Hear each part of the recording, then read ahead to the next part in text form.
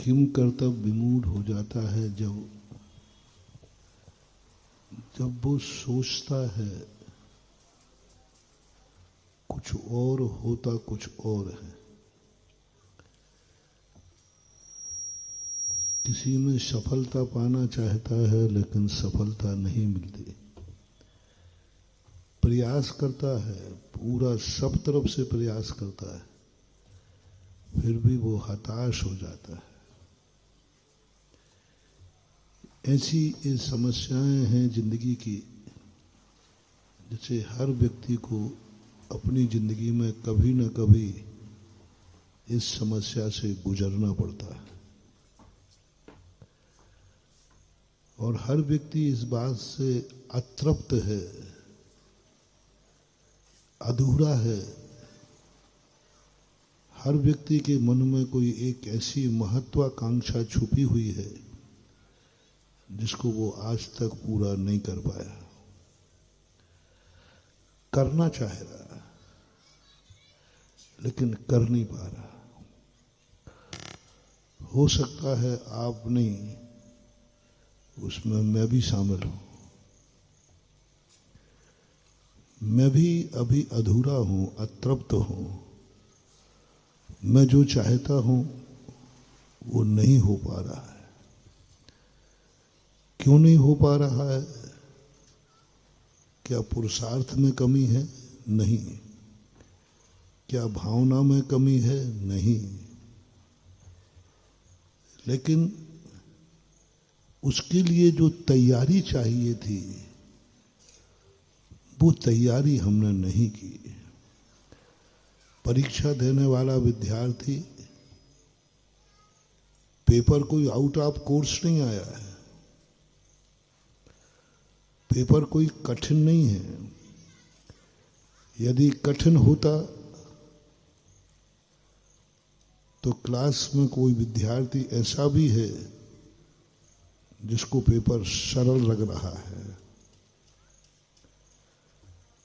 ऐसे विद्यार्थी भी हैं जिनको पेपर बहुत कठिन लग रहा है। जब एक ही क्लास के दोनों विद्यार्थी हैं तो एक को कठिन एक को सरल क्यों लग रहा है? एक पास और एक फेल क्यों हो रहा है? एक के नंबर ज्यादा एक के कम क्यों आ रहे हैं? पढ़ाने वाला टीचर भी एक है, पढ़ने वाली किताब भी एक है और सभी लोग पास होने के लिए ही पढ़ रहे हैं। भावना भी सबकी एक है पर नंबर एक नहीं है। विचारनी प्रश्न ये है। ऐसे लोग भी हैं जिनको जो कहते हैं पेपर में लिखा रहता है कि 10 में से 5 क्वेश्चन हल कीजिए। गुरु जब ये चुनौती तुम्हें देता है तो कुछ बच्चों को अच्छा लगता है, कुछ ये सोचते हैं कि शायद 20 में से 5 कर देते।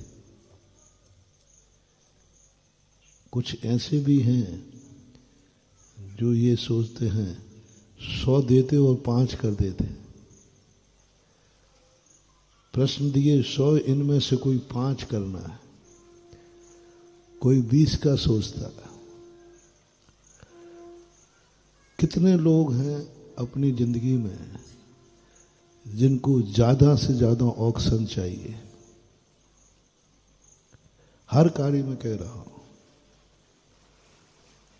जितने कार्य तुम बताओगे और मैं जितने कार्य कहूंगा उनमें आप लोग पहला नंबर है, जितने कार्य गुरु बताए उतने सब करोगे। जितने बताए, कितने बताएंगे तुम, निर्णय तुम्हारा नहीं है। निर्णय गुरु का निर्णय है कि शिष्य का? गुरु का,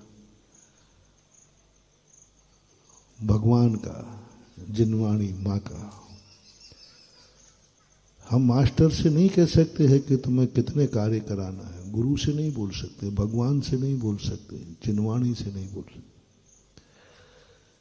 सबसे बड़ा मोटिवेशन है सारे जगत के लिए, जो तुम्हारे पूज्य हों, माँ बाप से लेकर गुरु तक, भगवान तक, पहली एक प्रतिज्ञा कर लेना, कभी उनको अपनी इच्छा अनुसार नहीं चलाना।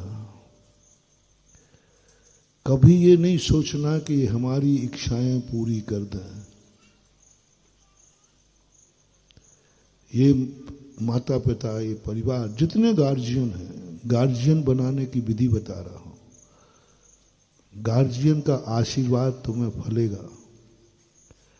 आशीर्वाद तो छोड़ो, तुम उनका नाम भी ले लोगे तो तुम्हारी जिंदगी का सगुन हो जाएगा, तुम सफल हो जाओ। गार्जियन तो सबके पास है, माँ बाप तो सबके पास है, पशुओं के पास भी, लेकिन उन्हें माँ बाप का आशीर्वाद नहीं फलता, माँ बाप की दुआएं नहीं फलती, गुरु की दुआ नहीं फलती, भगवान की दुआ नहीं फलती, नमोकार मंत्र की दुआएं नहीं फलती। कुछ गार्जियन ऐसे हैं जो तुम्हें निरंतर दुआ देते हैं, फिर भी तुम्हें नहीं फलती। शेयर कर रहा हूं, तुम्हारी माँ, सब लोग अपनी अपनी माँ की तरफ जाएं। तुम्हारी माँ तुम्हारे भविष्य के लिए, अच्छा बनाने के लिए निरंतर दुआ करती है कि नहीं करती? किसकी माँ बद्दुआ देती है? वो हाथ मत उठाओ, कोई बात नहीं।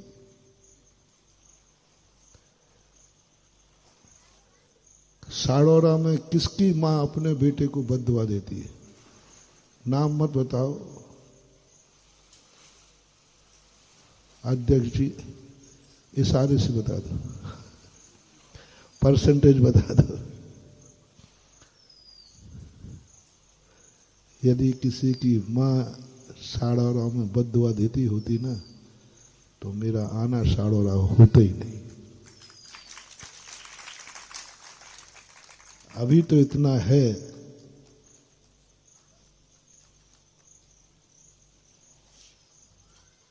कोई माँ अपने बेटे को बद्दुआ देती ही नहीं, दुआ ही देती है, हमेशा दुआ देती है। मैंने तो देखा, वो अपने लिए आशीर्वाद मांगे या नहीं मांगे, लेकिन बेटे के लिए, अपने लिए भगवान से कुछ कहे या नहीं कहे, लेकिन बेटे के लिए कुछ ना कुछ करती रहती है। अब पिताजी का नंबर है, पिताजी कितने परसेंटेज हैं जो बेटे को बुरा चाहते हैं?